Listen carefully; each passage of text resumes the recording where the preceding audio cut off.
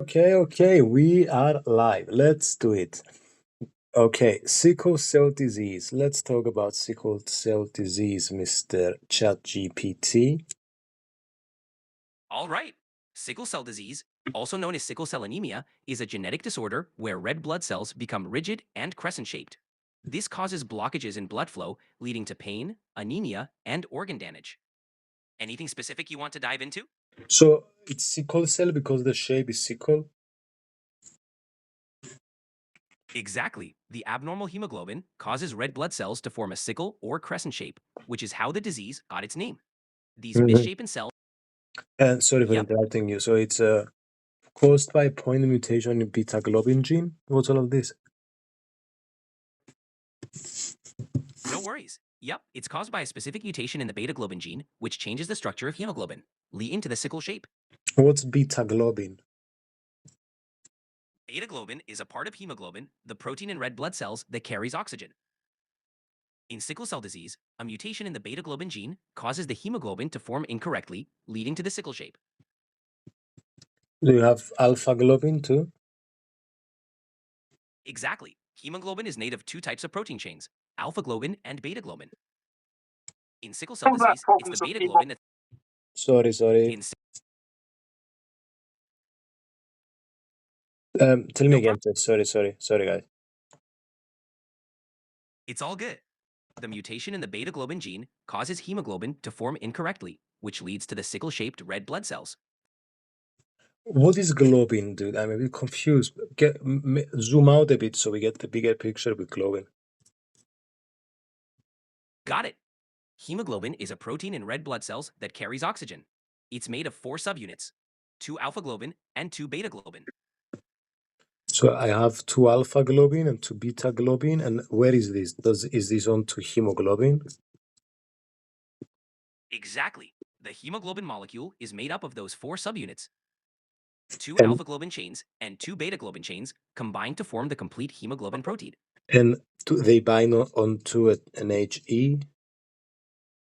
Yes, exactly. Each hemoglobin molecule can bind up to 4 oxygen molecules, 1 for each subunit. Wait, I'm confused. So we have these alpha globins and these beta globins, and then in the center, what do we have? In the center, there's a heme group attached to each globin chain.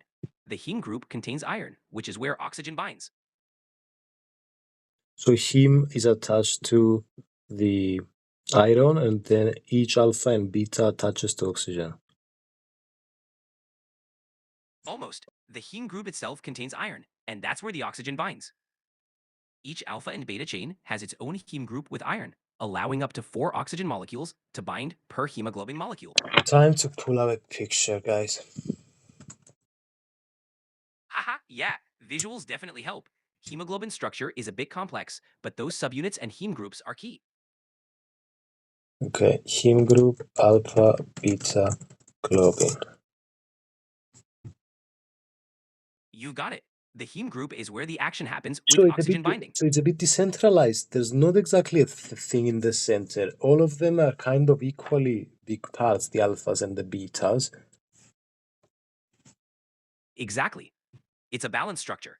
Each alpha and beta chain plays an equal role, and the heme groups are distributed within them to bind oxygen. So each one has a heme group. And what is the heme group made of? The heme group is mainly made of an iron atom held in a large ring-like structure called porphyrin. This Wait, iron is what actually binds to oxygen. wait, and here I see there's heme has an iron in the middle, and around it we have four nitrogens, and around it we have other things. What's all this? Exactly. The iron atom sits in the center, coordinated by 4 nitrogen atoms from the porphyrin ring. The rest of the heme structure helps stabilize it and allows it to bind oxygen. So, so all of the four globins together, what is this molecule called? When all 4 globin subunits, 2 alpha and 2 beta, combine with their heme groups, the entire molecule is called hemoglobin. Okay. So a hemoglobin molecule contains four iron. Exactly. 1 iron atom in each of the 4 heme groups. So a hemoglobin molecule contains 4 iron atoms in total. Okie dokie. And what's a point mutation? A point mutation is a change in a single nucleotide in the DNA sequence. In sickle cell disease, this mutation alters the beta globin gene, causing the hemoglobin to form incorrectly. Why do we call it point?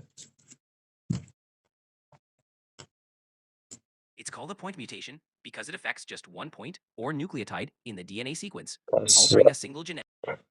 sorry, I Yep, got it. That makes sense. Yeah. no worries. Glad it makes sense.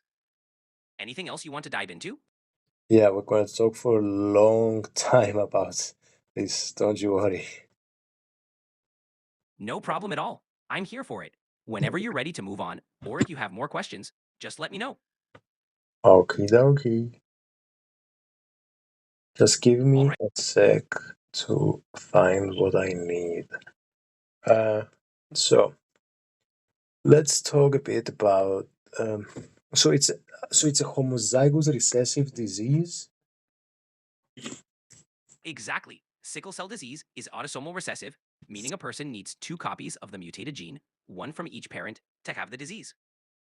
So homozygous recessive disease. Okay, why? Yep. How come? Why not? I mean, okay, this is a weird question. Why not heterozygous? Not weird at all. Heterozygous individuals have one normal gene and one mutated gene, which usually results in a milder condition called sickle cell trait. They generally don't experience the full-blown disease. And do the heterozygous one have different sickle cells? They can have some sickle-shaped cells, but usually not as many. Oh, I see. Sickle cell trait. Is there anyone that is heterozygous that is even worse than a homozygous person? It's rare, but some heterozygous individuals can have complications under extreme conditions like severe dehydration or high altitudes. But generally, they live normal, healthy lives. Interesting. And why would dehydration make you worse? Dehydration reduces blood volume, making it easier for the sickle-shaped cells to clump together and block blood flow. This can trigger pain crises or other complications. Interesting. Okay. Yeah, it's So, fascinating. um, What's the next piece you want to cover? Take time. so, um, so we have a substitution of glutamine to valine at the sixth amino acid position. This is so specific. Yup, that specific substitution in the beta globin chain is what causes the hemoglobin to polymerize, leading to the sickle shape. It's a tiny change with a big impact. Wow. And why such a big impact? Because that single change alters hemoglobin's shape and behavior, causing it to stick together and form long fibers. These fibers distort red blood cells into the sickle shape, causing blockages and other complications. At the sixth amino acid position, how many amino acids does hemoglobin have? Hemoglobin has about 146 amino acids in each globin chain, so a change at the sixth position is quite early in the sequence. Wow. And how do we define the start of the sequence? The sequence starts from the amino end, N-terminus, and goes to the carboxyl end, C-terminus. The numbering follows the order in which amino acids are added during protein synthesis. Hmm. Okay, so we have the substitution of glutamate to valine at the sixth amino acid position, and this causes. This causes the hemoglobin to polymerize, forming rigid structures inside red blood cells, which What's then become sickle-shaped. what's HBS? HbS stands for hemoglobin S, which is the abnormal hemoglobin formed due to the glutamine to valine mutation. And S It's stands for sickle. exactly. The S in HbS stands for sickle, referring to the sickle-shaped red blood cells it causes. Okay, and when glutamine is instead lysine replaced, it is replaced by lysine, it causes HBC. What's HBC? HbC is another variant of hemoglobin. When glutamine is replaced by lysine, it forms hemoglobin C, which can What's cause a C? mild. The C in HbC stands for crystallization, as HbC can form crystals within red blood cells, leading to a different, usually milder type of anemia. So what types of anemia? What are the names that cause crystallization? Besides HBC, there's hemoglobin SC disease, which combines HBS and HBC. This condition can cause crystal formation in red blood cells, leading to varying degrees of anemia and other symptoms.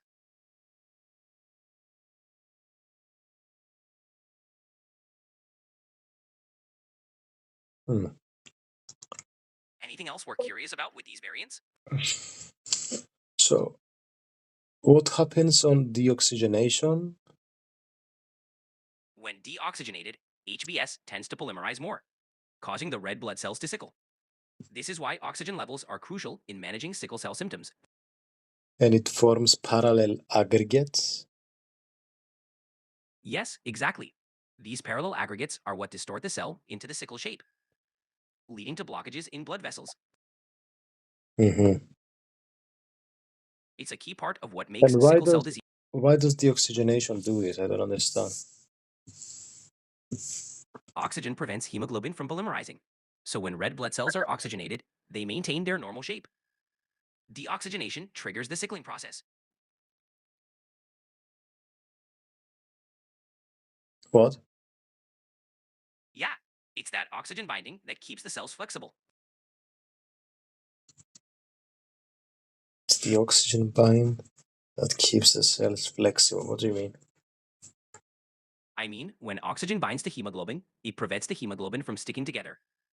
So the red blood cells stay round and flexible.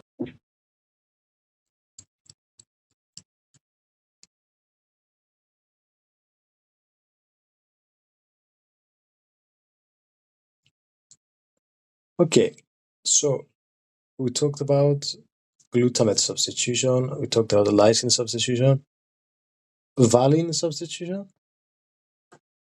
Right, the glutamate to valine substitution causes HBS, leading to sickle cell disease. The glutamate to lysine substitution results in HBC, causing a different, milder condition. And what happens there? In HBC, the lysine substitution causes hemoglobin to crystallize within red blood cells, leading to a milder anemia compared to sickle cell disease. So, yes, sorry, I'm confused, guys. Yes, got it.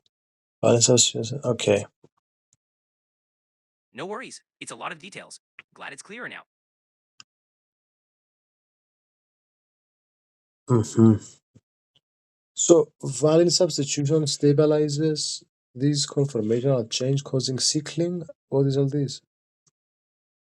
The valine substitution in HBS changes hemoglobin's properties, making it stick together and form fibers. These fibers distort red blood cells into a sickle shape, leading to Explain. blockages. Explain a bit more, please. Sure, valine is hydrophobic, meaning it repels water. This causes hemoglobin S molecules to stick together, forming long chains. These chains make the red blood cells rigid and sickle shaped, especially when oxygen levels are low. Again. Of course, the valine substitution creates sticky spots on hemoglobin S. When oxygen is low, these sticky spots make hemoglobin molecules clump together, causing red blood cells to become rigid and take on the sickle shape. But why with valine? I thought sickle shape is with glutamate. Glutamate is hydrophilic, meaning it interacts well with water, keeping hemoglobin stable. When it's replaced by hydrophobic valine, it disrupts this balance, leading to the sickle shape when deoxygenated. Guys, sorry, I'm confused. Yeah, yes, sorry. Valine is HBS. Yes, okay. Got it. So, No worries. Glad we cleared that up. so okay. Hmm. So, what's next on your mind? Can I ask you another question? Wait, so with sickle cell, you said how does valine create this change in shape? Sure, valine's hydrophobic nature causes hemoglobin S to stick together, forming long fibers inside the red blood cells. This makes the cells rigid and forces them into the sickle shape. What? Anything else you'd like to explore about sickle Tell, cell or tell me something one new? more time what you just said. Maybe telling it a bit more simple. Sure, when glutamate is replaced by valine in hemoglobin, It makes the hemoglobin molecules stick together when there's not much oxygen. This sticking together causes red blood cells to become rigid and take on a sickle shape. Last time? Sure thing. So the Vowling swap makes hemoglobin stick together when there's not enough oxygen, which makes red blood cells become stiff and take on a sickle shape. Okay. And let's talk about Sure, what topic do you want to dive into next?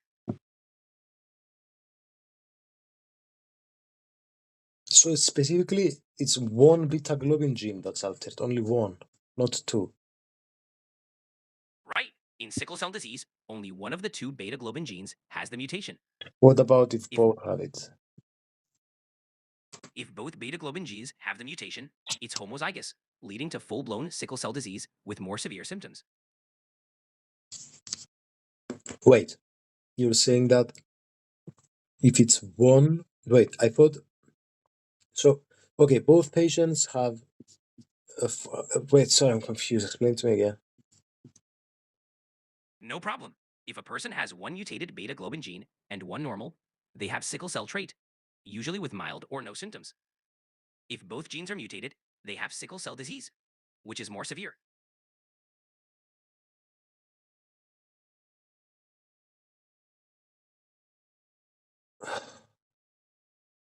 Wait, both parents give give a recessive allele.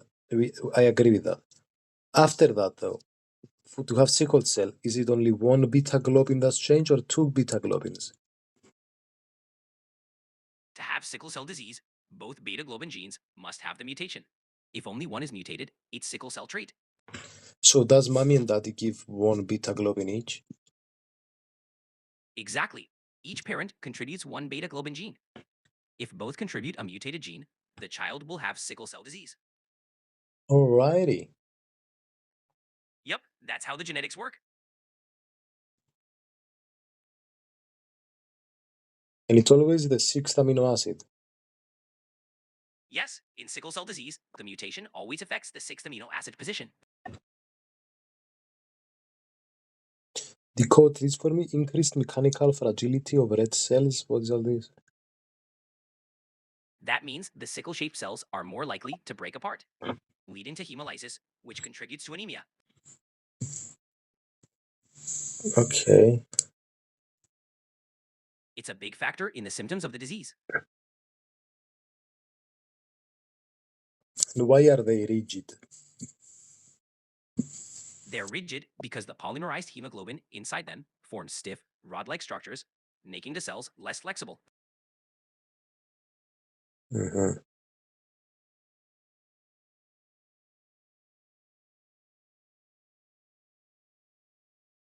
Again? Sure, the hemoglobin inside sickle cells forms rigid rods, which makes the cells stiff and less flexible.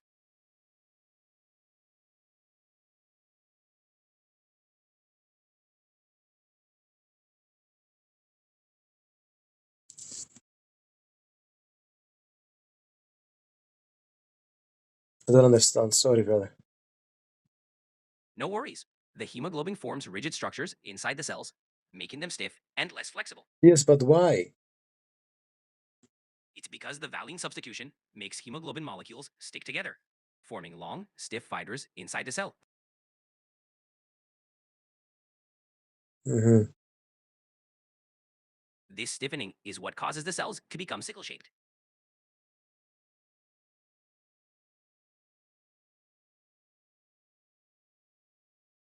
Yeah. Okay, It's a so okay, again, why are they sickle? So why is it increasing viscosity? The sickled cells can clump together, making the blood thicker and less able to flow smoothly. Okay, so okay, adhesion of sickle cells to endothelium blocks vessels. Is this what you're talking about? Exactly. Sickled cells can stick to the vessel walls and each other, causing blockage and increasing viscosity. Mm-hmm. Alrighty. Glad it's all making sense. Okay, so sickle cell anemia. epidemiology time. All right. Sickle cell anemia is most common in regions where malaria is or was prevalent, like sub-Saharan Africa, parts of India, the Middle East, and Mediterranean regions. Why? Because carrying the sickle cell trait provides some protection against malaria, which is why it's more common in those areas. Why? The sickle cell trait makes red blood cells less hospitable to the malaria parasite, giving carriers a survival advantage. Why? The parasite struggles to thrive in the altered environment of sickle-shaped cells, reducing the severity of malaria infections. Why does it struggle to survive? The rigid sickle-shaped cells and their shorter lifespan create a less favorable environment for the parasite to complete its life cycle. Why is it a less favorable environment? Talk specifics, please. Sickle cells are more prone to destruction by the spleen, and their shape disrupts the parasite's ability to consume nutrients and reproduce. All right. Does it block something?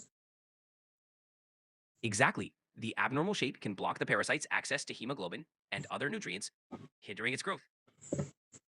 Okay, I see. Pretty fascinating, right?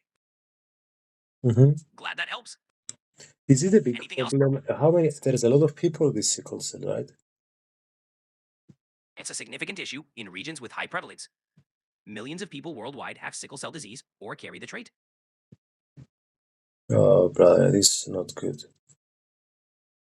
Yeah, it poses major health challenges, but awareness and treatment advancements are helping. Okay, so hemoglobinopathy, what is this? Hemoglobinopathies are genetic disorders affecting the structure or production of hemoglobin. Sickle cell disease and thalassemia are common examples. So affecting hemoglobin.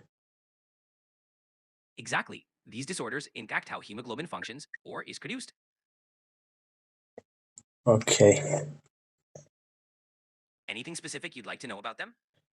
6 million individuals affected globally. Yes, it's estimated that millions are affected worldwide, with So the highest prevalence. one in 1,000. That's roughly the prevalence in the US, but globally it varies by region. Tell me a bit about the statistics then, globally, etc. Globally, about 300,000 babies are born annually with sickle cell disease. The highest prevalence is in sub-Saharan Africa, where up to 2% of births are affected in some areas. 2%? Yes, in certain regions, especially where malaria is or was common, the prevalence can be as high as 2%. How many people are in poverty right now in the world?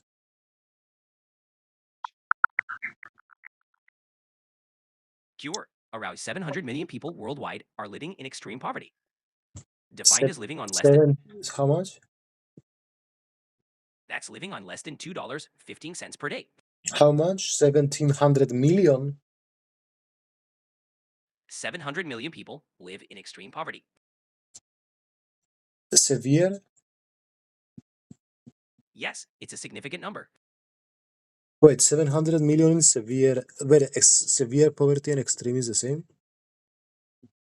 Yes, severe poverty and extreme poverty generally refer to the same condition.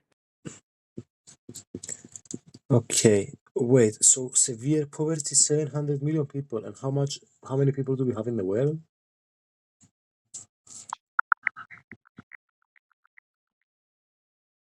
As of 2024, the global population is about 8.16 billion people. 8.16 billion. So Yes, one in 10? roughly, yes. About 1 in 10 people globally live in extreme poverty. And how many, okay, now how many are in Europe? How many are in Africa? How many North America? How many South? To me, a ratio. I don't like this noise. Wait, guys. I fix it, guys. Actually, I did. So yeah, sorry, I went to the toilet, guys. So, okay, we're back. Sickle cell. What's going on? So, I want to know a ratio about poverty. So, let's say we have Europe, we have Africa, all the continents. What's kind of the ratio? So, the prevalence of sickle cell disease Ah, varies by region. sorry, excuse me. Specifically for poverty, extreme poverty. Got it. Sickle cell disease is more prevalent in regions Excuse with me. higher poverty. Excuse me. No, no. Forget sickle cell just for a second, and just we're talking about poverty now. All right, no problem. Extreme poverty rates vary globally, with regions like sub Saharan Africa and South Asia experiencing the highest percentages. Other areas, like parts of Latin America and Southeast Asia, also have notable poverty levels. Can you tell me like the rough percentages in each continent? Sure, in sub Saharan Africa, around 40% of people live in extreme poverty. In South Asia, it's roughly 12 to 15%. Latin America and the Caribbean have around 4%, while East Asia and the Pacific are below 2%. Yeah. Okay. Wait. 40% of people. But what about okay, and what about in Europe? In Europe, extreme poverty rates are quite low, generally below 1% in most countries. What's the poorest country in Europe? The country often cited as the poorest in Europe is Moldova, with relatively lower income levels compared to other European nations. What's the poverty rate? Moldova's poverty rate is around 25 to 30%, depending on the specific measure used. It's one of the higher rates in Europe, though still significantly lower than in some other regions globally. Tell me again the number.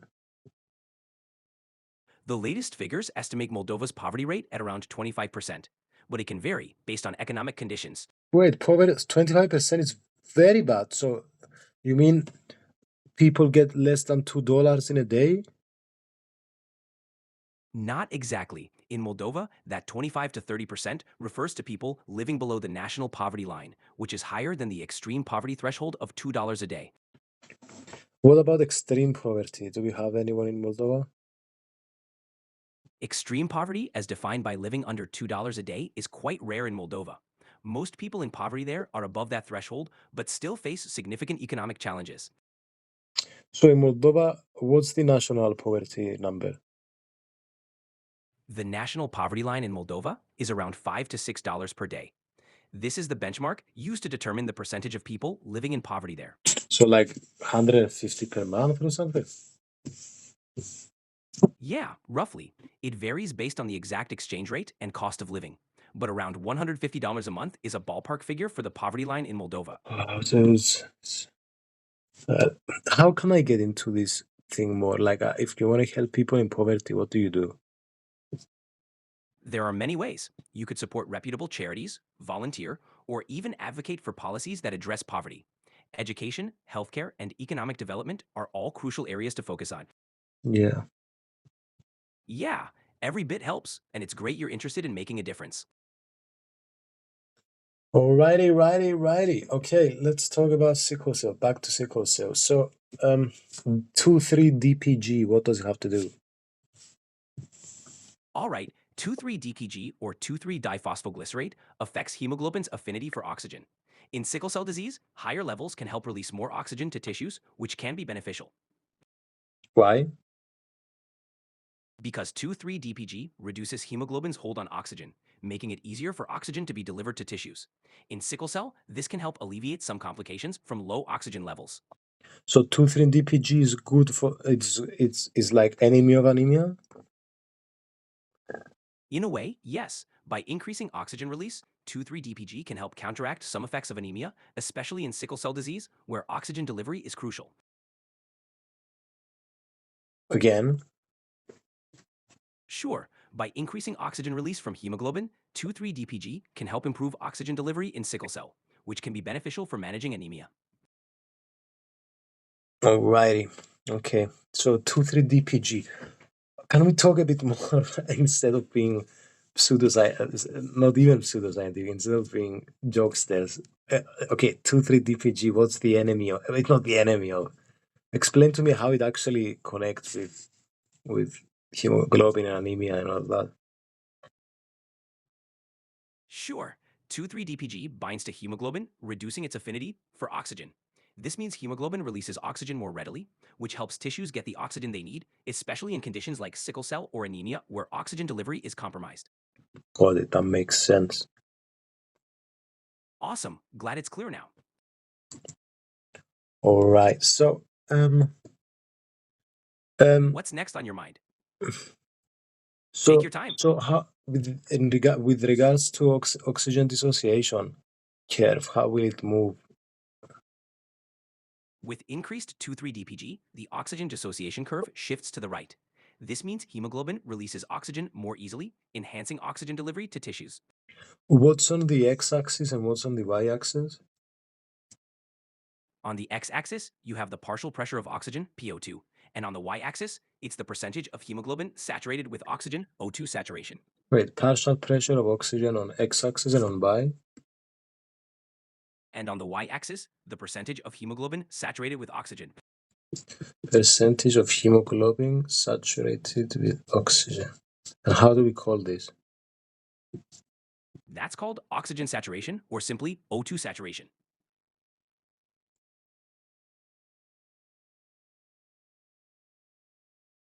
So percentage of hemoglobin saturated with oxygen. And the other one is partial pressure of oxygen. So what does a shift to the right mean?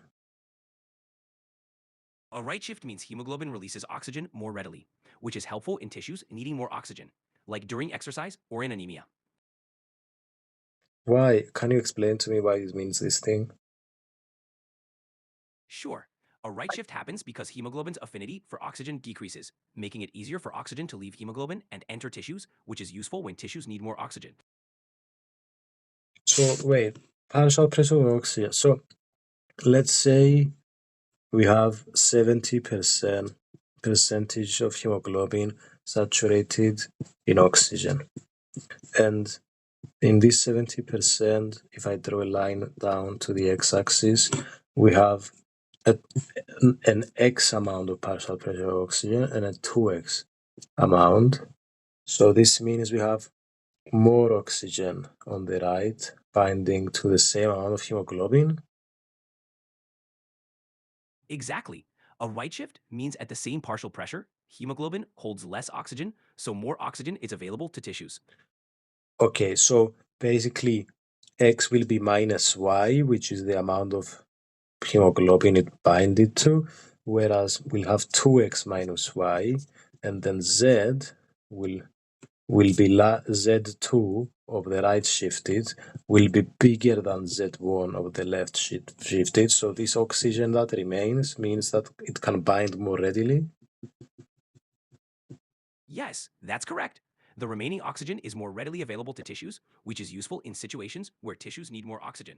And this means that we have increased affinity. Actually, a right shift means decreased affinity. Hemoglobin releases oxygen more easily, which helps tissues get the oxygen they need. Well, I know that if we have more oxygen available, this is released more easily. Exactly. And that's why the right shift is beneficial in conditions like anemia or exercise. Because it releases less easily. Right. It releases oxygen more easily, which is helpful for tissues needing more oxygen. What? Exactly. It's all about making oxygen more available where it's needed. I don't understand. No worries. A right shift means hemoglobin lets go of oxygen more easily, which is helpful for tissues that need it. Why? Because the hemoglobin's grip on oxygen is looser, making it easier for oxygen to move from blood to tissues. I don't understand. It's okay. Basically, when hemoglobin has lower affinity, it means oxygen can leave it more easily and reach the tissues that need it. Y-axis percentage of hemoglobin saturated with oxygen and x-axis is?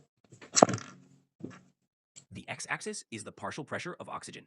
The y-axis is the percentage of hemoglobin saturated with oxygen. Partial pressure of oxygen. Exactly. Partial pressure of oxygen on the x-axis. Dude, I'm very confused.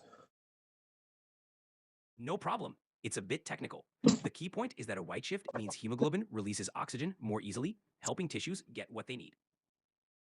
Yeah, I want to go deep into details because I used to know this in detail, but I don't seem to remember it. That's totally fine. We can break it down step by step if you'd like. Yes. Great. Let's start with what the oxygen dissociation curve represents. How tightly hemoglobin holds onto oxygen. Why does it represent this?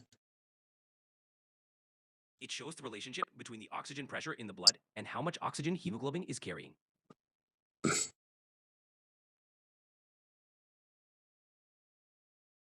It shows how much oxygen hemoglobin is carrying, and it's relating it to how much oxygen there actually is.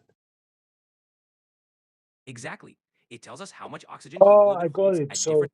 we have more oxygen, but if we bind the same amount, it means there's less affinity on the right. Exactly. Less affinity means hemoglobin releases more oxygen at the same pressure, making it available to tissues. Dude, wow, okay, I just understood. Isn't it amazing? Fucking subjective experiences, qualia, quality of consciousness. I'm just kidding, but you know what I mean? It's like we're in a lecture theater talking about this. Maybe I'm the only one that doesn't get it, but I bet there's a few more people that view this in different ways. And sometimes you view it in different ways, and it's not like all different. It's like solving a math problem in different ways. Sometimes you view it in different ways, and it's still correct. Absolutely. Everyone has their own way of understanding things. And that's what makes learning so interesting.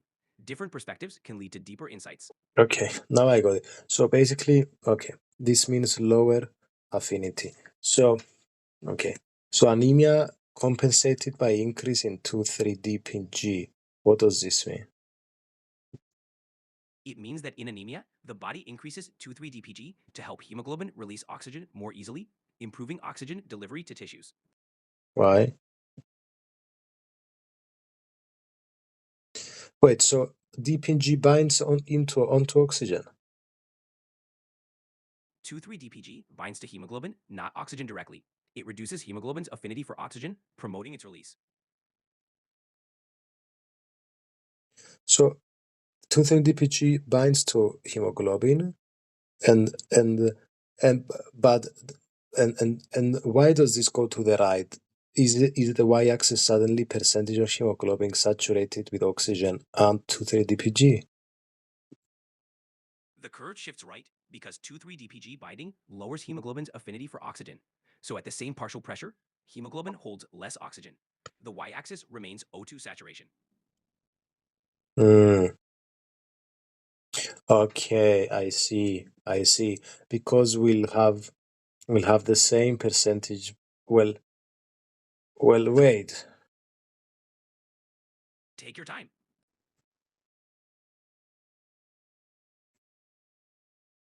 Percentage hemoglobin saturated oxygen. So, Right. At any given oxygen saturation, the partial pressure changes when 2,3-DPG is higher, shifting the curve.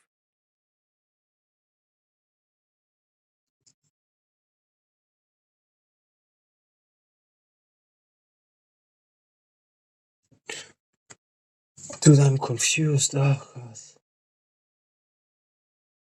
No worries. Simply put, more 2,3-DPG means hemoglobin releases oxygen more easily, moving the curve to the right. It binds to hemoglobin. This means that we have less available oxygen to bind onto hemoglobin. And if we have less available oxygen to bind into hemoglobin, this means that this means that we will release it more readily. Yes, more 2,3-DPG means hemoglobin releases oxygen more readily, helping tissues get the oxygen they need. W- Wait, when we have a lot of hemoglobin binding onto oxygen, what happens? Isn't then that we release oxygen more readily? When hemoglobin binds a lot of oxygen, it's usually holding onto it more tightly. More 2,3-DPG reduces this tightness, so oxygen is released more easily. Why does hemoglobin hold onto oxygen so much? Because hemoglobin's job is to transport oxygen. 2,3-DPG helps adjust how tightly it holds onto oxygen, especially under different conditions. Hemoglobin's job is to transport oxygen, you said. Yes, hemoglobin's job is to transport oxygen from the lungs to tissues and then release it where it's needed.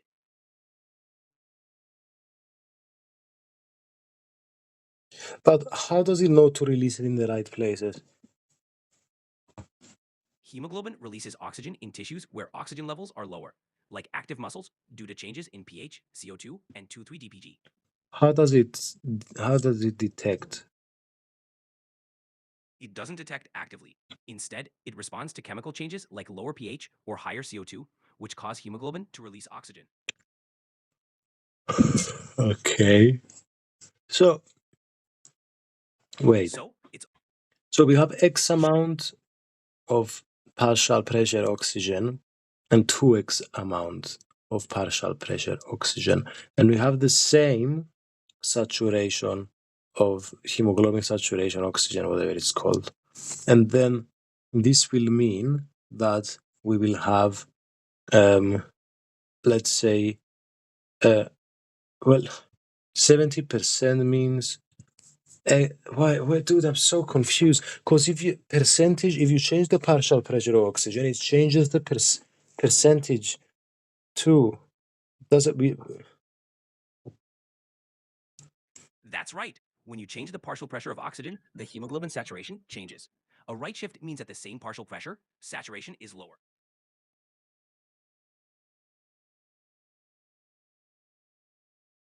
Wait, what? I feel such an idiot. Not at all. It's a complex topic. You're doing great by asking questions and working through it. Okay, can you find a methodology for me to understand it step by step deeply? Absolutely. Let's start with the basics of hemoglobin and oxygen binding, then explore how 2,3-DPG influences it. Sound good? Yeah. Great. So hemoglobin carries oxygen in the blood. When oxygen binds, hemoglobin's shape changes. Again. Sure, hemoglobin has a shape that changes when it binds oxygen. Give This me a change sec. Give me affects a sec. structure Wait. changes, Okay. which affect. So yeah. Sorry. Let's go with the methodology. Let's go. No worries. We'll build from there. Next, we'll look at how 2,3-DPG fits in and shifts the oxygen dissociation curve. Go. 2,3-DPG binds the hemoglobin, making it easier for hemoglobin to release oxygen. Dude, didn't we say we're gonna do a step by step approach? Yes, step by step. So first, hemoglobin binds oxygen, and this binding is influenced by factors like pH, CO2, and 2,3-DPG. Okay. Great. Next, 2,3-DPG binds to hemoglobin, lowering its oxygen affinity. Yeah. Yeah. Okay. This lower affinity means hemoglobin releases oxygen more easily, Okay. especially in This is tissues the that part need I it. don't understand. No problem. Lower affinity means oxygen is released from hemoglobin more easily, especially when tissues are starved for it. Why does lower affinity mean increase in release? Lower affinity means hemoglobin doesn't hold onto oxygen as tightly, so it's more likely to let go of oxygen and release it to tissues. What?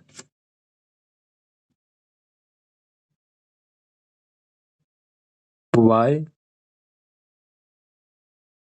Because the bond between hemoglobin and oxygen is weaker, making it easier for oxygen to leave the hemoglobin and go to the tissues. Why is it weaker? It's weaker because 2,3-DPG binds to hemoglobin, changing its shape and making it less able to hold onto oxygen tightly. So the 2,3-DPG binds on hemoglobin that's already binded to oxygen? Exactly. It binds to deoxygenated hemoglobin, helping to promote oxygen release. Dude, I thought it was binding to the receptors or something. Like to Not block exactly receptors. oxygen. Okay, so it's weakening the bond at 2,3-DPG. Right. It weakens the bond between hemoglobin and oxygen, encouraging oxygen to be released where it's needed. Alright. And a shift to the right then. A shift to the right. means that we have the same amount of saturation in different partial pressures of oxygen, um, which means that we have more oxygen. And then I don't understand, dude. I don't understand. No worries. A right shift means at the same oxygen pressure, hemoglobin holds less oxygen. It's like hemoglobin is more willing to let go. Why?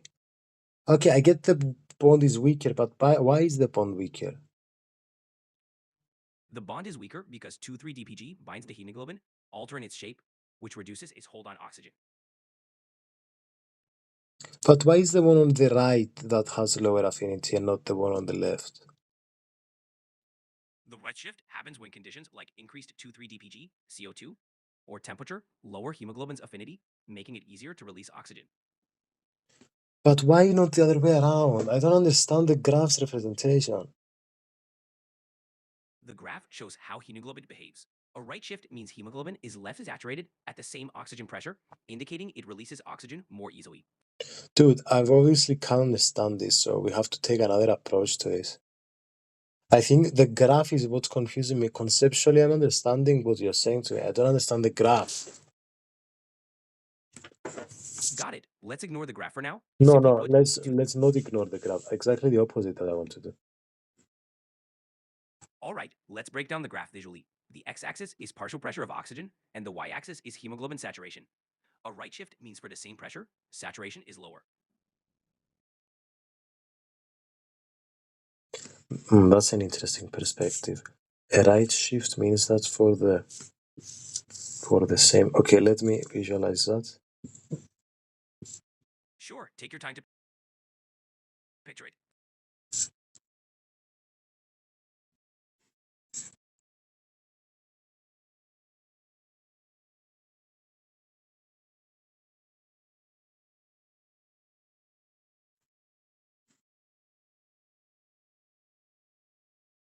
So let's say we have a pressure of 30, and then this pressure will have 30% saturation for the left, and then it will have 50, maybe even 60% saturation for the um, for the wait. It will have for the left one. It will have Papanayam. Okay, Y value. Sorry, pressure oxygen value is gonna be 30. Now for this one, we will have 60%. So let me see for the left, and then 30% for the right. So for the same amount of oxygen, we will have more hemoglobin binding to oxygen on the left side. Okay, if we have more hemoglobin binding on oxygen for the left side, more hemoglobin binding on oxygen means that it will release it more, or well, surely if you have a lot of oxygen binding to hemoglobin, it wants to release it more. Not quite. More hemoglobin binding oxygen means holding onto it more tightly, so it's less likely to release it. The right shift means hemoglobin is more likely to release oxygen. But the whole point of hemoglobin is to release oxygen to tissues that don't have it. Why is it being stingy at the time of need? Hemoglobin releases oxygen where it's needed most. The right shift helps it release more easily in tissues with lower oxygen, like active muscles. That doesn't make any sense to me. Because if you have a partial pressure of of of 30 millimeters per mercury or whatever, millimeters mercury, if we have a right shift, this means that there will be 30% hemoglobin oxygen saturation. Which means it's released more readily. Exactly. A right shift means hemoglobin is more likely to release oxygen at that same partial pressure, helping tissues get the oxygen they need. So a right shift means that hemoglobin is released more readily. Yes, exactly. The right shift means hemoglobin is releasing oxygen more readily. Panayam, dude, it took me so long to figure this out. I'm so sorry. Such an No idiot. worries You're not. It takes time to grasp complex topics. You did great. So, what about fetal hemoglobin? Fetal hemoglobin has a higher affinity for oxygen, so its curve is shifted to the left, helping the fetus get oxygen from the mother's blood. Hemoglobin will have higher affinity for oxygen. It will bind to it more. Yes, exactly. Fetal hemoglobin binds oxygen more tightly to draw it from the mother. And why? This is because fetal hemoglobin needs to extract oxygen from the mother's blood supply, ensuring the fetus gets enough oxygen. So it wants to get the oxygen for itself more than the mom. Right, it has a stronger pull on oxygen to ensure the fetus gets the oxygen it needs. Mm-hmm. Interesting. It really is. Biology has some fascinating adaptations.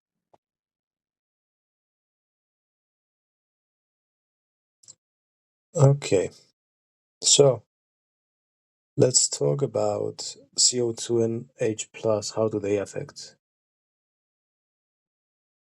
Sure, CO2 and H plus lower pH, which reduces hemoglobin's affinity for oxygen, causing a right shift and making oxygen release easier. Wait, CO2 lowers pH because? Because CO2 forms carbonic acid in the blood, which releases H plus ions, lowering pH. Bravo. Okay, so higher CO2 and higher pH means low. So high H plus, high CO2 means low pH, and low pH means that what? Low pH means hemoglobin has a lower affinity for oxygen, promoting oxygen release to tissues. Why? Because the lower pH changes hemoglobin's structure, making it easier to release oxygen. Why? This structural change is part of the Bohr effect, where hemoglobin releases more oxygen in response to lower pH. Why? Why does this happen? Is it getting denatured or something? Not denatured, but the shape change reduces its oxygen affinity, helping it release oxygen where it's needed. What exactly causes a shape change? The binding of H plus ions and CO2 to hemoglobin alters its shape, reducing oxygen affinity. And what about temperature? Higher temperature also reduces hemoglobin's affinity for oxygen, promoting oxygen release. So higher temperature. Yes, higher temperature causes a right shift, making hemoglobin release oxygen more readily. All right. Let's go back to sickle cells. So we have um, Sure, in sickle cell disease, hemoglobin S forms stiff rods, causing red blood cells to sickle. clinical features of sickle cell. Common features include pain crisis, anemia, frequent infections, and organ damage due to blocked blood flow. And what's that? These result from the misshapen cells blocking blood vessels, reducing oxygen delivery. So if a newborn has sickle cell, are they protected by HbF? Yes, newborns are initially protected by fetal hemoglobin, HbF, which doesn't sickle. Symptoms usually appear after HbF levels drop. Why does HbF not sickle? HbF has a different structure that doesn't polymerize like hemoglobin S, preventing sickling.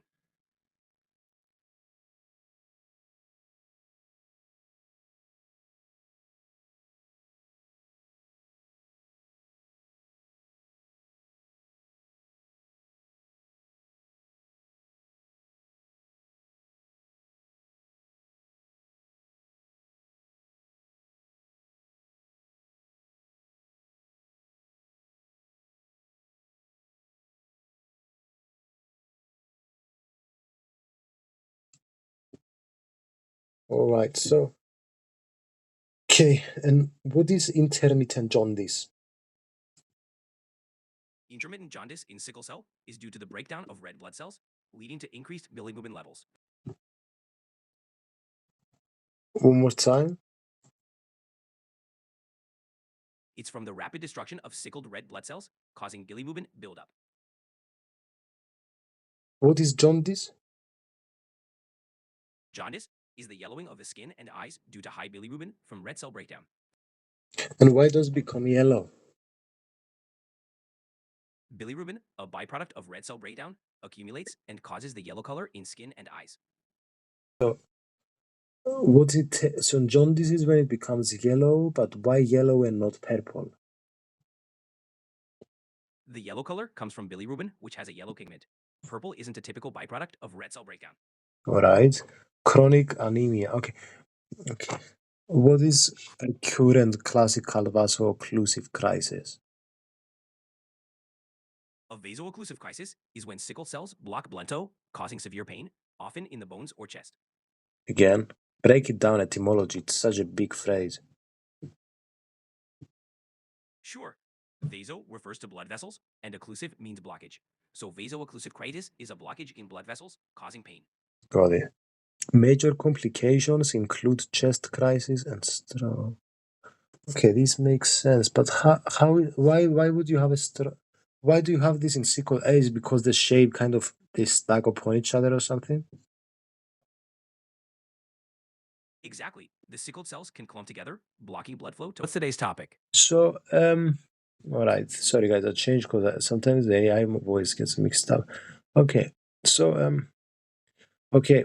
So what about like splenic sequestration? Why is this clinical feature? No worries. Splenic sequestration is when blood pools in the spleen, causing it to enlarge and leading to a sudden drop in blood volume. This can cause severe anemia and is a medical emergency, especially in conditions like sickle cell disease. It's crucial to recognize it quickly to provide proper treatment. What is it? Splenic sequestration is when a lot of blood gets trapped in the spleen, making it swell. This sudden pooling can cause a dangerous drop in blood levels, which is especially risky in people with sickle cell disease. Avas- It's a serious tension. Avascular necrosis of femoral heads. Avascular necrosis of the femoral head happens when the blood supply to the bone is interrupted, causing bone tissue to die. This can lead to pain and limited movement in the hip joint. It's often seen in conditions like sickle cell disease, long-term steroid use, or after trauma. Again, Sure, avascular necrosis of the femoral head occurs when blood flow to the bone is disrupted, leading to bone tissue death.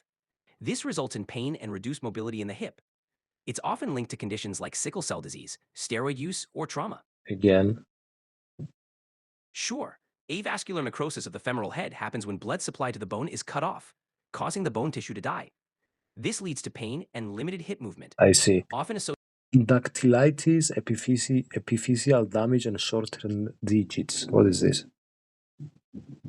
Dactylitis refers to inflammation of an entire finger or toe, often causing swelling and pain. Epiphyseal damage affects the growth plates, potentially leading to shortened digits. This combination is seen in conditions like sickle cell disease or juvenile arthritis. The Wait. risk of So pneumococcal yes, septicemia. yes. Let's talk about this risk. Sorry, I had to pause, guys. Risk of pneumococcal septicemia. No problem. So people with weakened immune systems, like those with sickle cell disease, are at a higher risk for pneumococcal septicemia. It's a serious infection caused by the bacteria Streptococcus pneumoniae, and it requires prompt medical attention.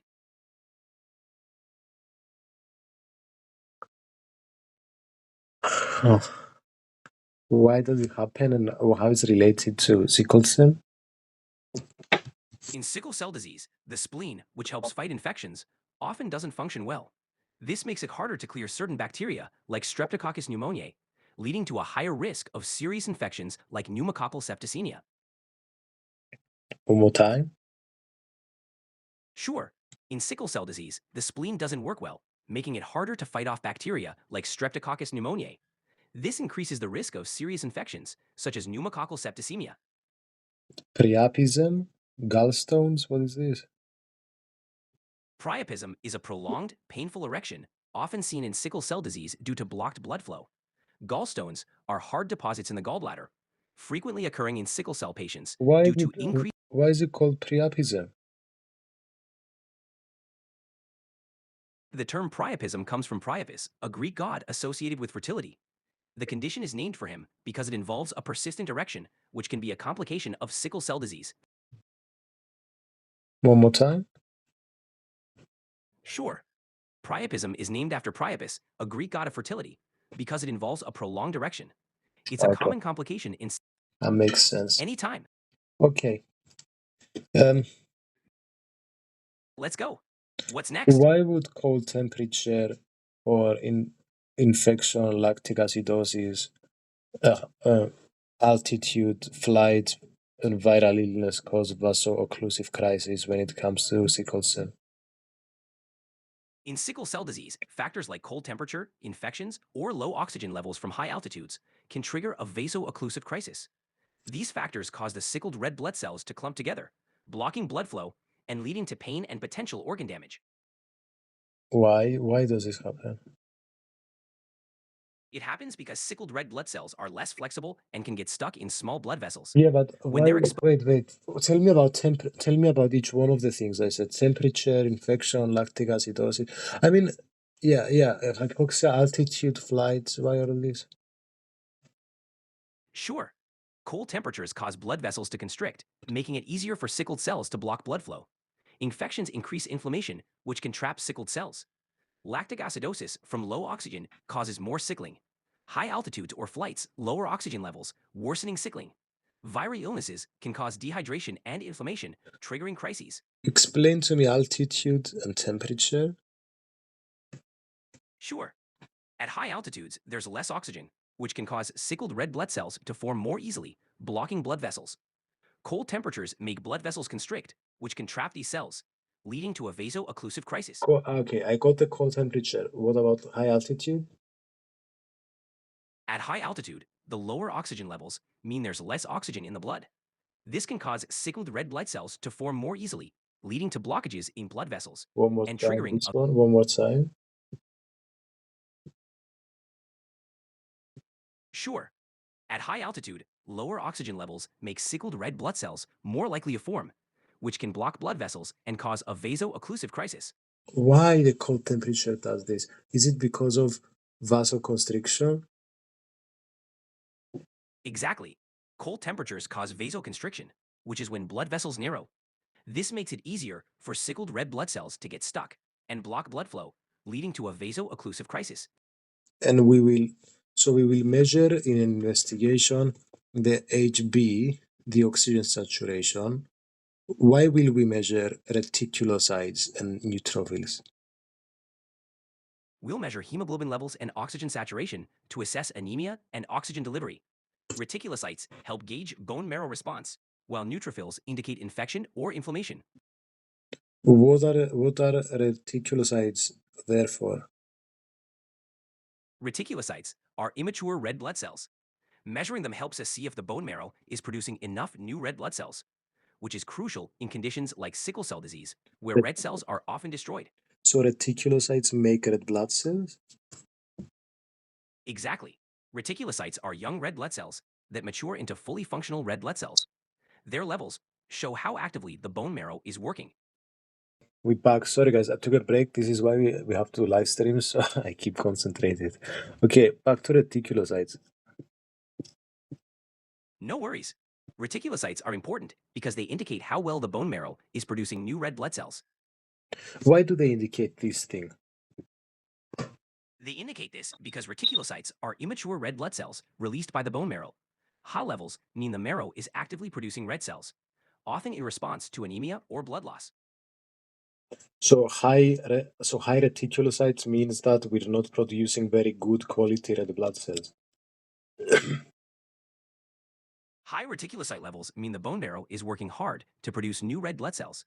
It doesn't necessarily mean poor quality, but it shows a response to anemia or blood loss. But in the case of sickle cell, it's because they are sickle, they're poor quality. In sickle cell disease, the body produces more reticulocytes to replace the damaged sickled cells.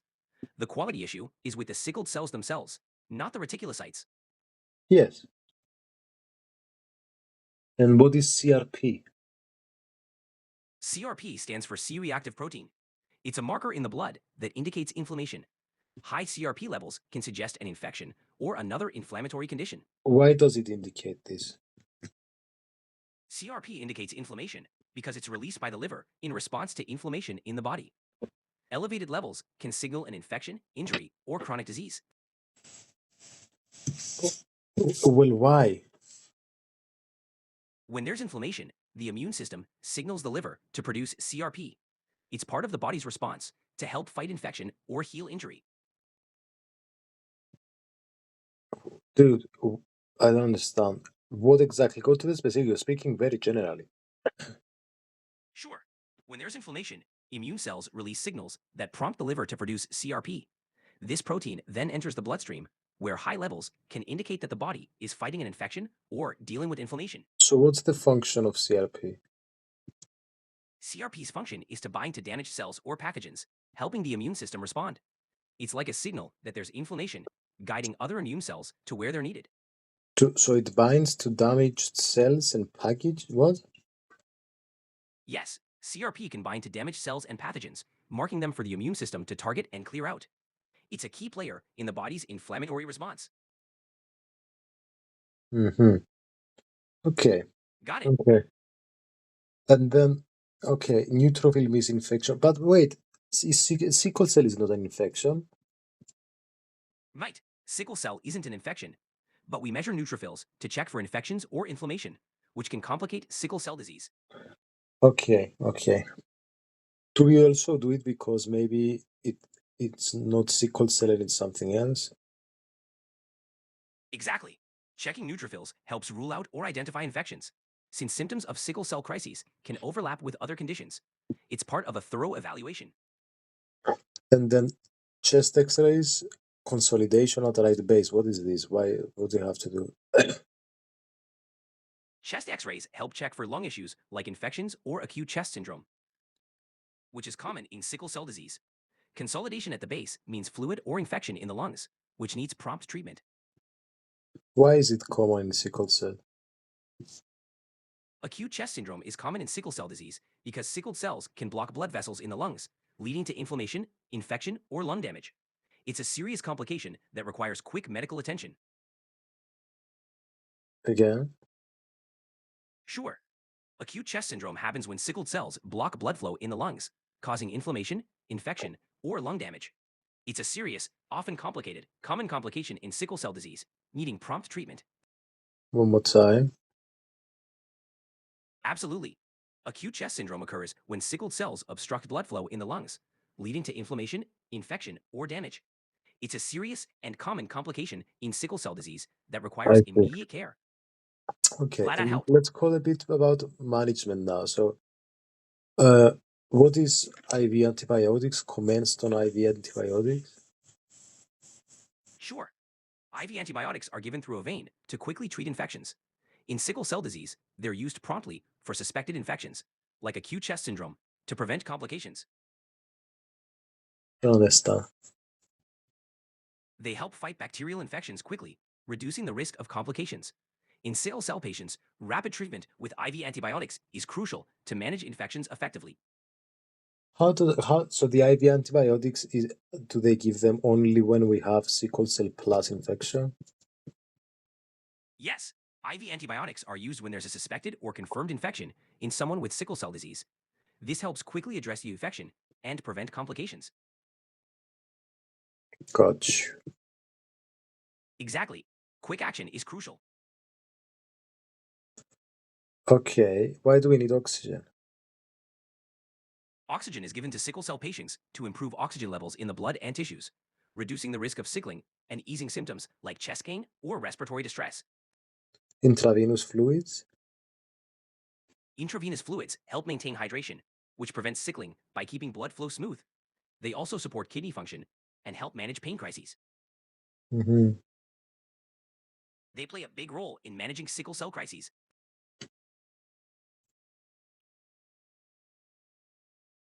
What are these inspiratory crackles? Why specifically at the right base? Inspiratory crackles are sounds heard in the lungs during inhalation, often due to fluid or inflammation. When they appear at the right base, it can suggest localized issues like infection or acute chest syndrome. And why does this happen in sickle cell?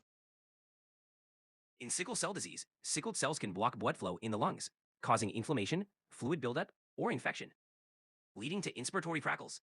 Acute chest syndrome is a common cause. Hmm. It's important to address these quickly to avoid complications. And why is it good for future management to have folic acid daily? Folic acid helps the body produce new red blood cells, which is crucial for sickle cell patients because they have increased red cell turnover. It What supports overall blood health and helps prevent anemia. what is folic acid?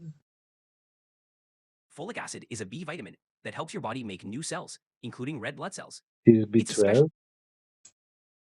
It's more in that both folic acid and B12 are essential for red blood cell production. They work together to support overall blood health and prevent anemia. Which number is folic acid? Folic acid is known as vitamin B9. Okay. So we need folic acid because of what? We Sorry. need folic acid, especially in sickle cell disease. It supports increased red cell turnover. Again? Folic acid helps produce new red blood cells, crucial in sickle cell disease due to increased red cell turnover. So folic acid does something to the bone marrow then. Yes, folic acid supports the bone marrow in producing healthy red blood cells, which is vital for people with sickle cell disease. Hmm. Interesting. It really is. The bone marrow relies on it. All right. And what about so What else? um Go on. vaccination? Vaccination is crucial for people with sickle cell disease to prevent infections, which can lead to serious complications. Vaccines like pneumococcal and flu shots are especially important. What is hyposplenism? Hyposplenism means the spleen isn't functioning properly, often seen in sickle cell disease. It makes patients more susceptible to infections because the spleen helps filter bacteria from the blood. It says that we need vaccination for encapsulating bacteria due to hyposplenism. Exactly, because the spleen's function is compromised. Vaccines against encapsulated bacteria like pneumococcus, meningococcus, and H. influenzae are essential to protect against serious infections.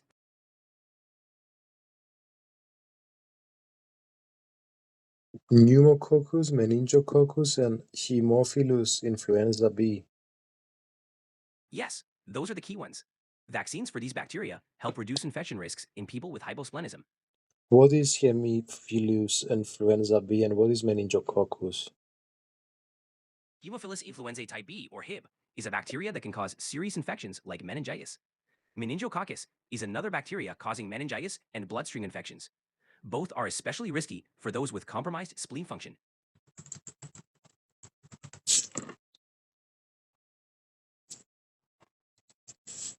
And hydroxycarbamide, what is this? Hydroxycarbamide, also known as hydroxyurea, is a medication used in sickle cell disease. It helps reduce the frequency of pain crises by increasing fetal hemoglobin production, which prevents sickling. What is it? It's a medication that helps manage sickle cell disease by reducing pain episodes and complications. How does it do this? It works by increasing fetal hemoglobin, which prevents red blood cells from sickling and reduces inflammation. This leads to fewer pain crises and complications. It increases hemoglobin, fetal hemoglobin. Yes, it boosts fetal hemoglobin, which helps keep red blood cells from sickling, reducing symptoms. But even in adults, how do adults find fetal hemoglobin? Or this is only for children, for newborn. Sorry, so for fetus. Sorry. Adults still have small amounts of fetal hemoglobin. Hydroxyurea increases these levels, which helps reduce sickling and complications even in adults. I see. That makes sense. Glad it helps. It's a useful treatment.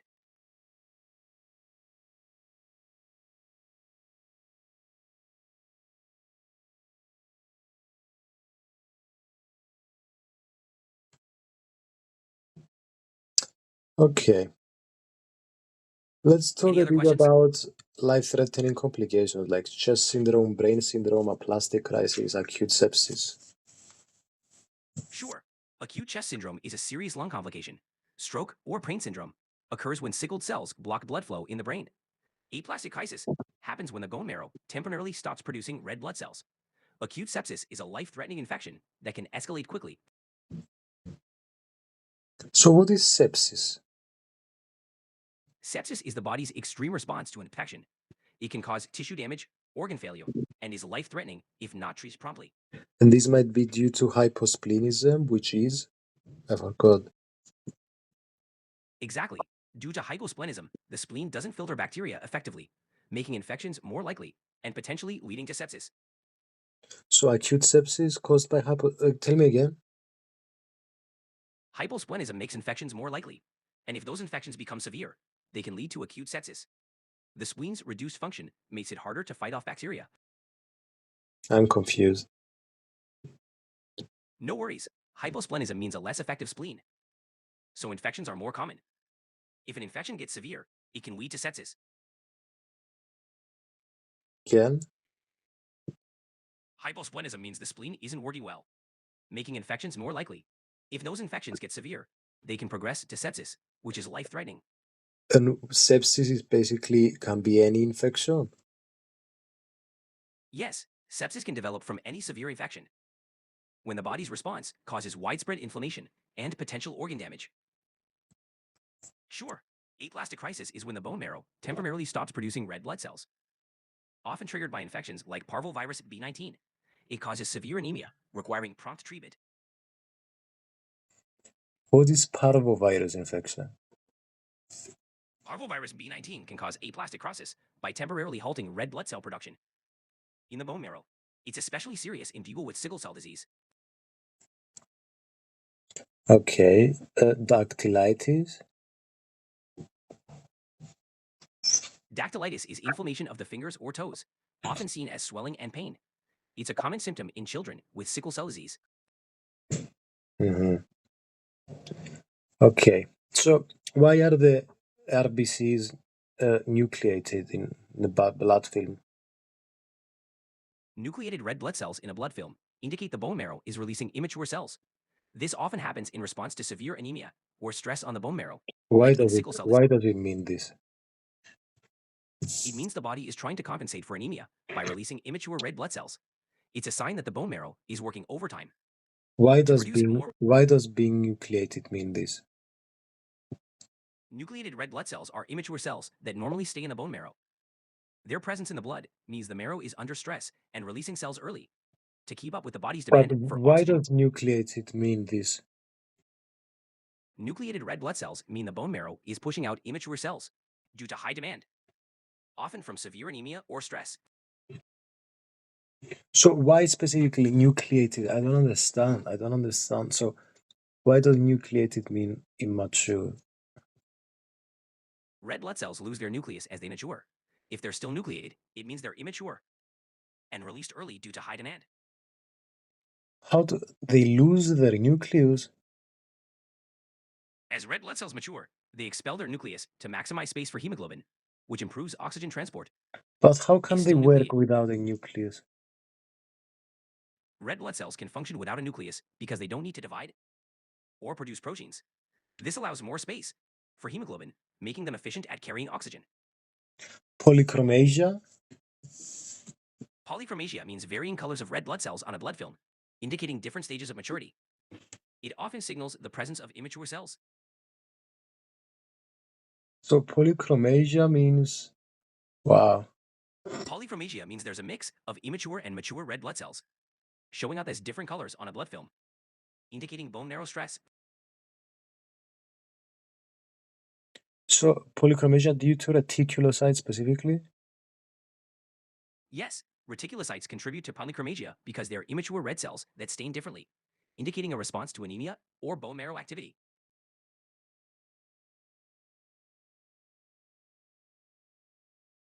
Hmm. Okay, interesting. Why do reticulocytes cause polychromasia? Reticulocytes cause polychromasia because they're slightly larger and have more RNA, which makes them stain differently than mature red cells, reflecting a mix of cell ages. So we see many colors basically. Exactly. It shows up as a range of colors on the blood film. Okay, that makes sense. Now, how are jolly bodies? Howell jolly bodies are small remnants of nuclear material in red blood cells. They appear when a spleen isn't fully functional, as it normally removes these remnants. What is this Howell jolly bodies? Howell jolly bodies are tiny nuclear remnants found in red blood cells, often seen when the spleen is not working properly, like in hyposplenism. Where do they get the name from? They're named after William Howell and Justin Jolly, who discovered these nuclear remnants in red blood cells. Explain to me again, I don't understand where they come from. Howell jolly bodies form when a red blood cell doesn't fully remove its nucleus. Normally, the spleen filters these out, so their presence means the spleen isn't fully functional.